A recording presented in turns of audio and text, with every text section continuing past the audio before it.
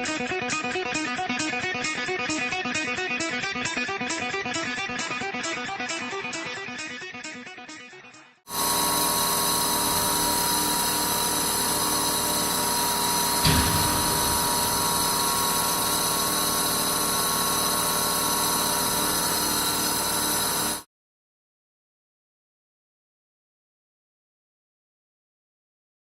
macchina che è del 2015 che sono ferme queste, che l'azienda è chiusa. Dal 2015